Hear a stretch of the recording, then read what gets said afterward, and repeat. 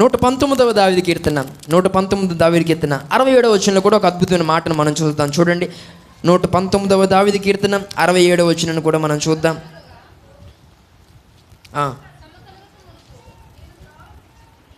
శ్రమ కలగక మునుపు నేను త్రోవను విడిచి తిని, ఇప్పుడు నీ వాక్యము అనుసరించి నడుచుకొనుచున్నాను. దేవుని స్తోత్రం కలుగును గాక. మనుషులు దేవుని త్రోవలోనికి ఎప్పుడు వస్తున్నారు? మనుషులు దేవుని త్రోవలో ఎప్పుడు నడుచుకుంటున్నారు అని అంటే, శ్రమ వచ్చినప్పుడే మనుషులు ఏం చేస్తున్నారు? దేవుని త్రోవల్లోనికి వస్తున్నారు. ఆ శ్రమలు కాస్త పోతే, ఆ కష్టం కాస్త పోతే, ఆ కన్నీరు కాస్త పోస్తే, ఆ శ్రమలు, అవమానాలు, నిందలు ఇవన్నీ తొలగిపోతే, దేవుడు నీకు బాధలనేవే లేకుండా చేసేస్తే దేవుని త్రోవల్లో మనం నడవగలుగుతామండి? దేవుని త్రోవల్లోకి మనం రాగలుగుతామా? అసలు దేవుని త్రోవలో మనం ఉండగలుగుతామా? ఇక్కడ అదే మాటని మనం చూడొచ్చు. శ్రమ కలుగక మునుపు నేను త్రోవను విడిచిపెట్టేస్తాను. దాని అర్థం ఏంటి అంటే, శ్రమ వచ్చిన తర్వాత నేను ఎక్కడికి వచ్చాను? దేవుని త్రోవలోనికి వచ్చాను అన్నాడు. అంటే ఇప్పుడు మనం దేవుని త్రోవలో ఉండడానికి మనకు ఉపయోగపడేవి ఏంటన్నమాట?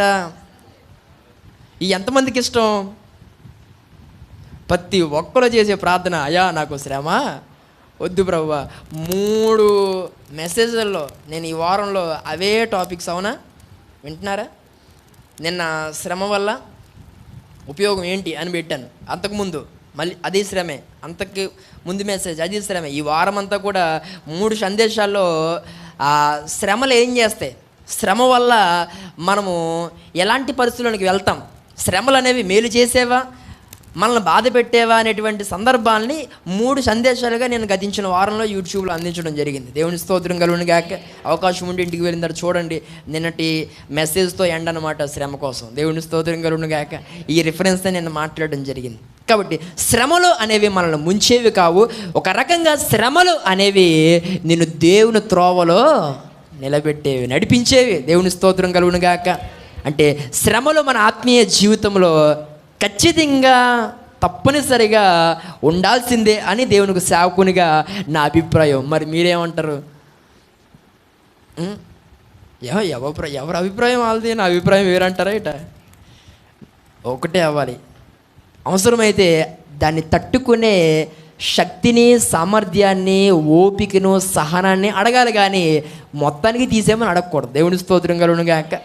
శ్రమ ఎప్పుడు కూడా మనకు మేలు చేసేది కనుక, ఇక్కడ ఈ మాట ప్రకారంగా చూస్తే శ్రమ నిన్ను దేవుని త్రోవలు నడిపిస్తుంది. ఆ శ్రమ లేకపోతే నువ్వు దేవుణ్ణి ఎవరు అనేటువంటి మాటను కూడా నువ్వు వాడతావు. దేవుడు ఎవరు అని నువ్వు బహుశా అనేస్తావేమో. ఏమండి, ఒకవేళ తినే విషయంలో నీకు ఇబ్బంది కలిగితే ఆ విషయంలో అంటావేమో.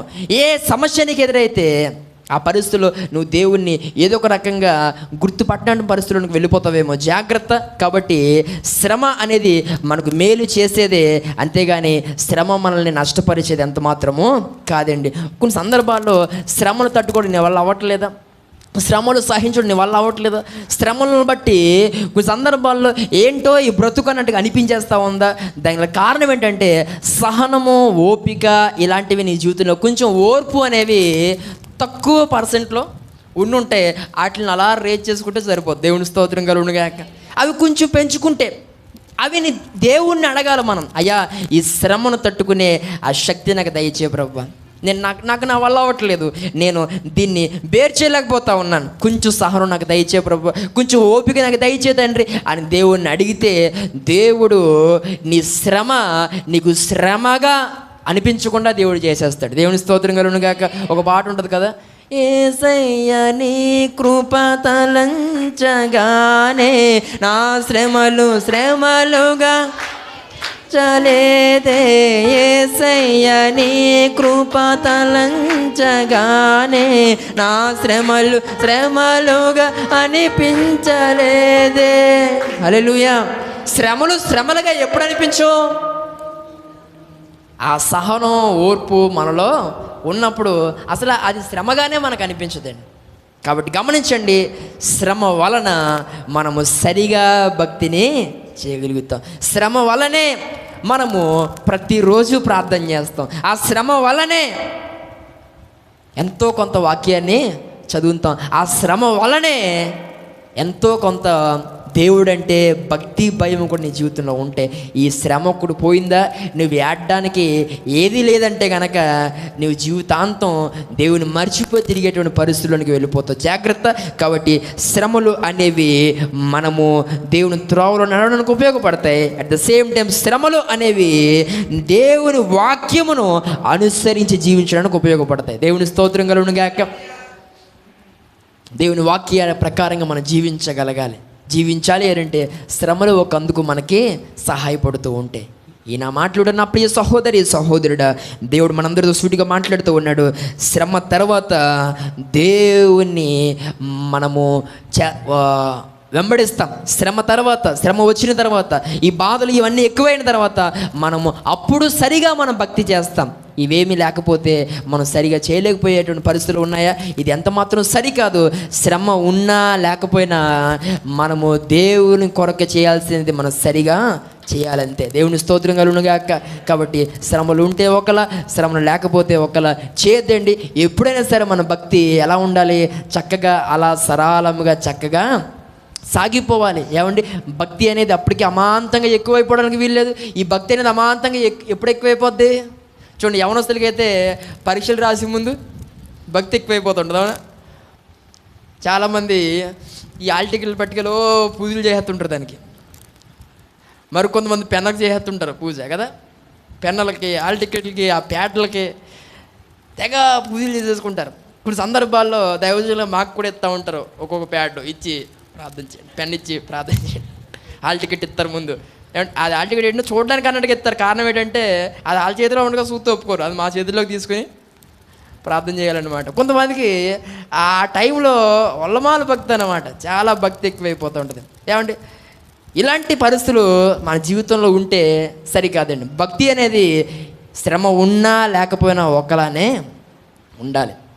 ఏమండి, ఏమి బాగోపోతే, పరిస్థితులు ఏమి బాగోపోతే వరుసటి ఉపవాసాలు చేసేసాడు. అన్ని రోజులు అన్ని వారాలు అన్నీ అలా చేసేసి ఐగాతం మొత్తం పోయిన తర్వాత అసలు ఈసారి పుల్లిగా తినేసి బలిసిపోతుంటారు కొంతమంది.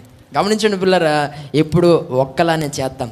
ఎందుకనంటే ఆయన అలాంటి వాడు కనుక. ఆయన నిన్న నేడు నిరంతరము ఏకరీతిగా ఒకలానే దేవుడు ఉన్నవాడు కనుక, మనము ఆయన బిడ్డలుగా ఉన్నాం కనుక, దేవుని కొరకు నిర్ణయం తీసుకుంటే కనుక, ఆ నిర్ణయ ప్రకారంగా దేవునికి ఇచ్చిన మాట ప్రకారంగా నువ్వు ఆ ప్రకారంగానే ముందుకి వెళ్ళాలి. కానీ మరలా మధ్యలో త్రోవ తప్పిపోవడానికి వెళ్ళేది.